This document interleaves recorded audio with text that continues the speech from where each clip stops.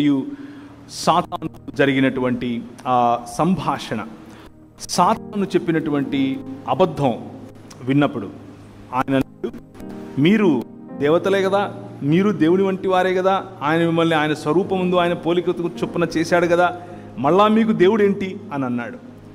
అలా అన్నప్పుడు అవును, నా దేవుడు నన్ను సామంతుడిగా చేశాడు, ఈ ప్రపంచము పైన ఆయన 5 రకాలైనటువంటి ఆశీర్వాదములు నాకు ఇచ్చాడు, ఆయన వాక్కు నిజమైనది, ఆయన ఒక మాట పలికాడు అనంటే ఆ వాక్యము నిజమైనది, దాని మీద నేను నిలబడాలి అన్నటువంటి ఆలోచన 5 రకాలైనటువంటి ఈ బ్లెస్సింగ్స్ లేకపోతే ఆశీర్వాదముతో కూడినటువంటి బాధ్యత, కర్తవ్యం, ఆశీర్వాదము మరియు బాధ్యత కలిసి ఉన్నటువంటి 5 మాటలు. మీరు ఫలించండి, మీరు విస్తరించండి, అభివృద్ధి చెందండి, భూమిని నిండించండి మరియు దానిని లోపరచుకోండి. మీరు ఫలించండి, విస్తరించండి, అభివృద్ధి చెందండి, భూమిని నిండించండి మరియు దానిని లోపరచుకోండి. It's a mandate. Mandate is something that involves a responsibility and a blessing in it. అందులో దేవుని ఆశీర్వాదముతో పాటు బాధ్యత మనకు కనిపిస్తుంది. ఇది మన బాధ్యత. ఏంటి మన బాధ్యత? ఫలించటం మన బాధ్యత, విస్తరించటం మన బాధ్యత, భూమిని నిండించటం మన బాధ్యత, అభివృద్ధి చెందటం మన బాధ్యత, దానిని లోపరుచుకోవటం మన బాధ్యత. ఆ బాధ్యతను మనకు దేవుడు తన సామంతుడిగా, ఆయన చక్రవర్తి అయి సర్వలోకమును పరిపాలించే సమయంలో నిన్ను పిలిచి నీవు నాకు ప్రతినిధివి అని చెప్పి ఆయన ఈ లోకంలో ఏలమని చెప్పాడు. ఆ ఏలమని చెప్పిన మాటను ఆదాము విన్నాడు. ఆదాము హవ్వలు అనగా మానవ సమాజం అది విన్నది. విన్న మానవ సమాజం దేవుని వాక్యమును పట్టుకోకుండా పక్కనే వచ్చి చెప్పినటువంటి ఇంకొక మాట, నువ్వు దేవుడివి కాలేవా? నీకు ఇంకా పైన ఒక నాయకుడు ఉండాలా? నీ అంతా నువ్వు చెయ్యొచ్చుగా అని చెప్పినప్పుడు, లేకపోతే నువ్వు దేవుడివేనటగా అని చెప్పినప్పుడు దేవుని స్థానాన్ని మనం దొంగిలించే ప్రయత్నం చేశాం. మనిషిగా మనల్ని దేవుడు చేశాడు, దేవుడుగా నేను ఉండాలని మనిషి అనుకున్నాడు. జాగ్రత్తగా వినండి. మనిషిగా దేవుడు మనల్ని చేశాడు, మనిషి మాత్రం దేవుడిని అవ్వాలి అని అనుకున్నాడు. తన మతాలను సృష్టించుకున్నాడు, తన దృక్పథాలను సృష్టించుకున్నాడు. ఉన్నటువంటి ప్రతి ఈవిని మరల్చుకొని తానే దేవుడయ్యే ప్రయత్నం చేశాడు. దీన్నే విగ్రహారాధన అంటారు, దీన్నే పాపము అని అంటారు. మానవ సమాజం మొత్తం కూడా పాపములో పడిపోవటానికి గల ఏకైక కారణం దీన్నే ఒరిజినల్, లేకపోతే దీన్నే మూల పాపము అని కూడా పిలుస్తారు. జన్మ పాపము అని కొంతమంది పేరు పెట్టారులేండి దానికి, కానీ మూలములో పాపం, ది ఒరిజినల్, నిజానికి ఎక్కడ పాపం మొదలైంది అన్నటువంటి మాట. దేవుడిచ్చినటువంటి స్వాతంత్రాన్ని, దేవుడిచ్చినటువంటి సామంతత్వాన్ని, దేవునికి సామంతుడిగా ఈ ప్రపంచాన్ని ఏలేటటువంటి బాధ్యతను మరియు ఆశీర్వాదాన్ని తూలనాడి నా అంతకు నేనే అటానమస్గా బ్రతుకుతాను అని నిర్ణయించుకున్నటువంటి ఈ ఆలోచన, ఈ దృక్పథం, అంటే ఎర్రగా కనిపించే కళ్ళజోడు పెట్టుకున్నాడు. ఎర్రగా కనిపించే కళ్ళజోడు పెట్టుకున్నాడు కాబట్టి ప్రపంచాన్ని ఎర్రగా చూడటం మొదలుపెట్టాడు కాబట్టి పాపం అనగా దేవుణ్ణి తిరస్కరించినటువంటి ఆ పని చేసిన మొదటి రోజే తన భార్యను తృణీకరించాడు. రిలేషన్షిప్స్లో ప్రాబ్లం వచ్చింది. తన భార్యను తనకంటే తక్కువదిగా చూశాడు. అధికారంలో ప్రాబ్లం వచ్చింది. దేవుడు మనిషికి అధికారం ఇచ్చాడు. దేనిపైన అధికారం ఇచ్చాడు? సర్వ పక్షులపైన, జంతువులపైన, భూమిపైన ప్రాకు జీవులపైన, చెట్లపైన, పండ్లపైన, every produce that the earth brings out. భూమి ఆకాశములను సృజించినటువంటి యెహోవా 115వ కీర్తన ఒకసారి తీస్తారా? 115వ కీర్తన 16వ వచనం. 115వ కీర్తన 16వ వచనం. ఆకాశములు యెహోవా వశములు, భూమిని ఆయన నరులకు ఇచ్చి ఉన్నాడు. నరులకు అధికారముతో ఇచ్చాడు. దాన్ని ఏలండి అని అన్నాడు, దాన్ని లోబరుచుకోండి అని అన్నాడు. పెత్తనం చేయండి అని చెప్పలేదు. లోబరుచుకోవటం అంటే ఏంటి అంటే స్వయంగా తానే ఒక మోడల్ చూపించాడు. ఎలాంటి మోడల్ చూపించాడు? చేసినటువంటి సృష్టికర్త అయినటువంటి ఈ దేవుడు ప్రతి చల్ల పొద్దున వచ్చి ఇచ్చిన బాధ్యతను గుర్తు చేసి, ఇంతకు ఆయన నేను ఇలా అనుకుంటాను అప్పుడప్పుడు, ఏం మాట్లాడింటాడు ఆయన ఆదాముతో? ప్రతిరోజు వచ్చి ఏం తిన్నావు, ఏం చేశావు? ఒక స్నేహితుడు, ఇద్దరు స్నేహితుల మధ్య ఎటువంటి సంభాషణ ఉంటుంది? బహుశా అటువంటి సంభాషణే దేవునికి మరియు మానవుడికి ఉండేదేమో. దేవాది దేవుడైనటువంటి ఆదిలో వాక్యముగాను, వాక్యము దేవుని యొద్ద దేవుడై ఉన్నటువంటి ఆ దేవుడు, ఆయన ఇదే తోటలో వచ్చి ఆదాముతో మాట్లాడుతూ బహుశా అనుంటాడు, నీకు నేను రెండు పనులు ఇచ్చాను. ఎక్కడుంది అది? 2వ అధ్యాయం, ఆదికాండం 2వ అధ్యాయం 15-16 వచనాలు. ఆదికాండం 2వ అధ్యాయం 15-16 వచనాలు. మరియు దేవుడైన యెహోవా నరుని తీసుకొని ఏదెను తోటను సేద్యపరచుటకును కాచుటకును రెండు మీరు ఏలటం, ఈ భూమిని ఏలటం అంటే ఏంటంటే నేను ఈ ప్రపంచాన్ని చేశాను. చేసిన ఈ ప్రపంచం ఎలా ఉంది? ఆదికాండం 1వ అధ్యాయంలో మొదటి 2-3 వచనాల్లో మనకు కనిపిస్తుంది. భూమి నిరాకారముగాను శూన్యముగాను ఉన్నది. శూన్యముగాను నిరాకారముగాను ఉన్నటువంటి ఆ భూమి పైన ఒక క్రమాన్ని చేశాడు, తన మాట ద్వారా చేశాడు. కలుగును గాక అన్నాడు, కలిగింది. నీళ్లు కలుగును గాక అన్నాడు, కలిగాయి. దాన్ని ఏమంటారు? చెట్లు కలుగును గాక అన్నాడు, చెట్లు. రాత్రికొకటి ఉదయానికొకటి వెలుగు కలుగును గాక అన్నాడు, వెలుగు. ఇలా చూసుకుంటూ పోతే తన మాట చేత సర్వాన్ని సృష్టించినటువంటి దేవుడు ఆ భూమి పైన ఒక క్రమాన్ని నిర్మించాడు. ఆ క్రమం ఏమిటి? ఏదెను తోట అనే క్రమం. తన మాట చేత పనివాడైనటువంటి దేవుడు, తోటమాలి అని తనను తాను పిలుచుకునేటటువంటి దేవుడు ఆ భూమి పైన ఒక క్రమాన్ని నిర్మించాడు. నదులు ఎక్కడ ప్రవహించాలో అక్కడ ప్రవహిస్తున్నాయి. ఈవులు ఎవరికి ఏవి దక్కాలో అవి దక్కుతున్నాయి.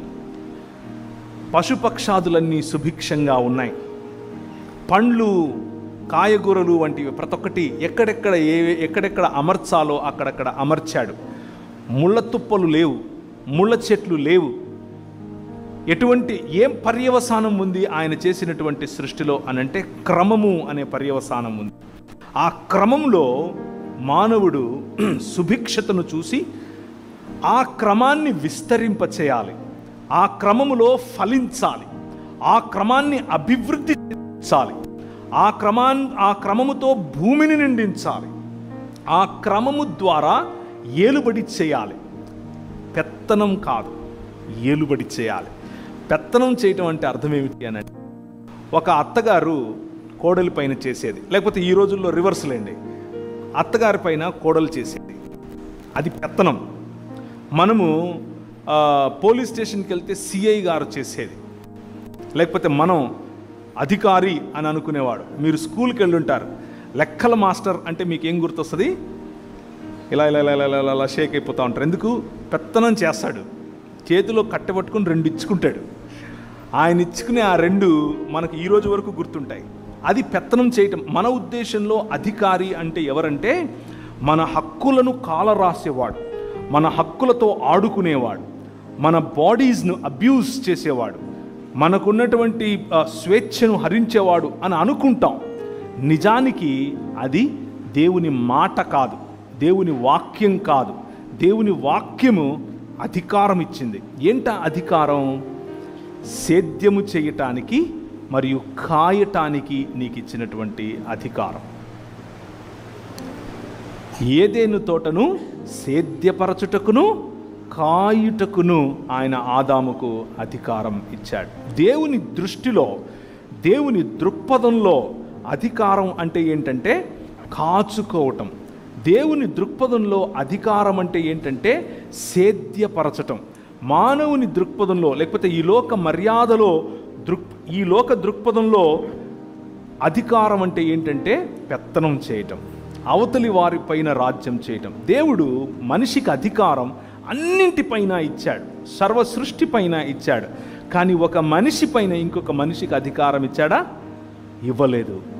ఒక్కసారి దేవుణ్ణి తిరస్కరించిన వెంటనే, అనగా దేవుని వాక్యమును నమ్మక, దేవుని వాక్యమును పక్కన పెట్టి, దేవుని మాటను విశ్వసించక, దేవుని మాట అనుసారంగా బ్రతకాలన్న ఆలోచన కోల్పోయి, తన స్వచిత్తము లేకపోతే లోక మర్యాద అనగా సాతాను యొక్క ఆలోచనను ఎప్పుడైతే నమ్మాడో, ఎప్పుడైతే దాని వైపుకు మొగ్గు చూపాడో, ఒక మనిషిగా ఉన్నటువంటి ఆదాము, దేవుడు మనిషిని సృష్టించెను, స్త్రీనిగాను పురుషునిగాను వారిని సృజించెను.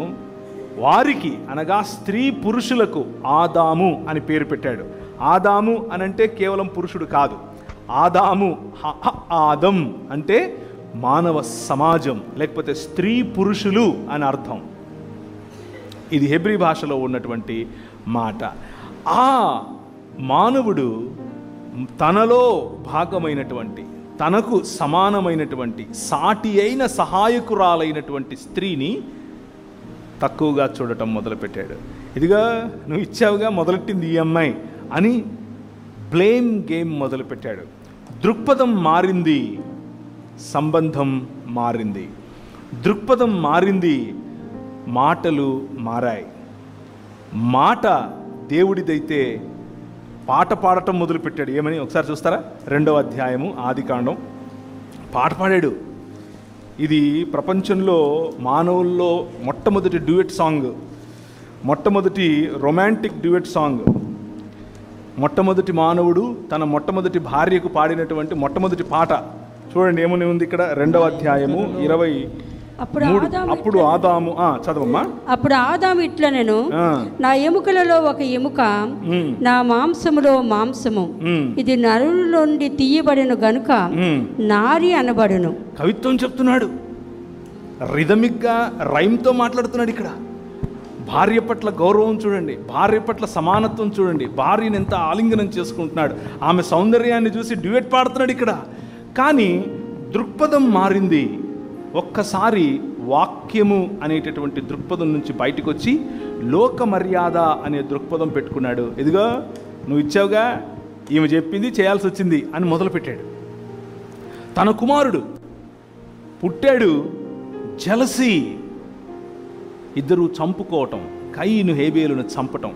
ఇలా చూసుకుంటూ పోతే సమాజం, మానవ సమాజం దేవునికి దూరం అయ్యే కొద్దీ దృక్పథములో మార్పు వచ్చే కొద్దీ దేవుని వాక్యము కాకుండా, దేవుని మాట కాకుండా, దేవుని యొక్క ఆజ్ఞ కాకుండా, దేవుని యొక్క కట్టడ కాకుండా, దేవుని యొక్క సన్నిధిని విడిచిపెట్టగలిగినంత ధైర్యమునిచ్చేటటువంటి లోక మర్యాదకు లోబడ్డారు.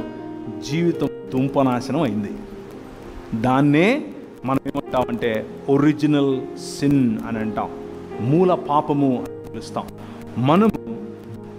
మన స్వభావ సిద్ధంగా పాపులం. ఎందుకు అనంటే దేవుని వాక్యము అనేటటువంటి దృక్పథములో కాకుండా ఈ లోక మర్యాద అనేటటువంటి దృక్పథంలో బ్రతకటానికి ఇష్టపడ్డాం. కాబట్టి దాని నుంచి జరిగేటటువంటి పర్యవసానమే ఈరోజు మన జీవితాల్లో వస్తున్నటువంటి మార్పులు.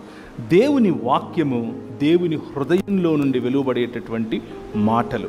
దేవుని వాక్యము ఆయన కార్యాచరణకు సంబంధించినటువంటి మాటలు.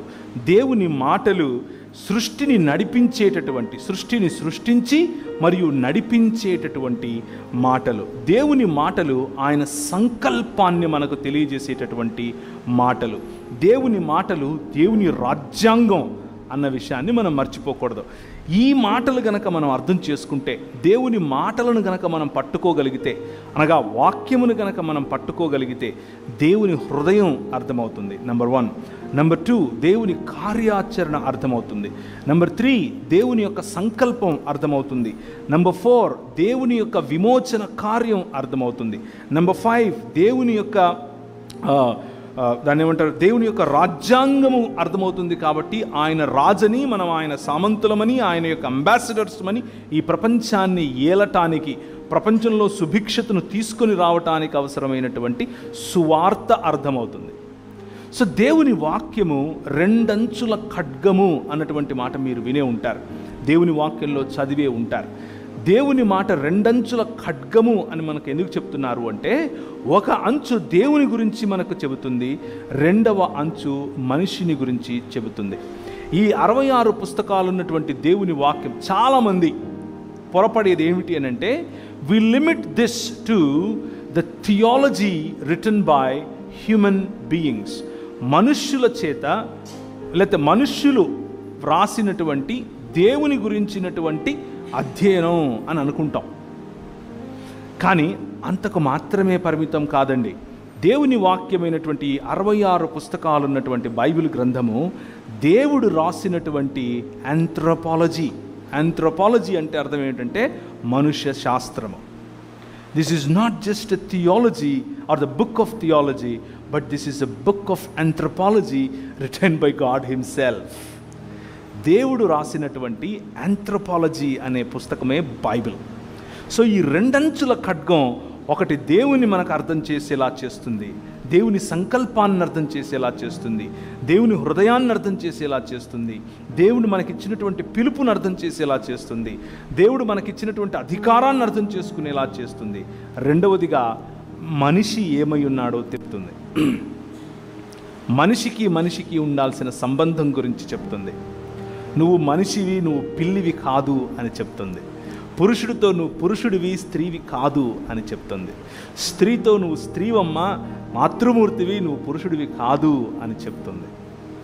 వివిధత ఉన్నప్పటికీ మీరు ఒక మానవుడు అని నేర్పిస్తుంది. కనికరము గురించి చెబుతుంది, ప్రేమను గురించి చెబుతుంది, విశ్వాసమును గురించి చెబుతుంది, విశ్వాస్యతను గురించి చెబుతుంది, నమ్మకత్వమును గురించి చెబుతుంది. ఇలా ఎందుకు చెబుతుంది అనంటే, the relationship between man and man, మనుషునికి మనుషునితో ఉండాల్సిన సంబంధమును నేర్పించే పుస్తకమే 66 పుస్తకాలు ఉన్నటువంటి బైబిల్ గ్రంథం. వాక్యము, దేవుని వాక్యము మనిషిని మనిషిగా చేస్తుంది.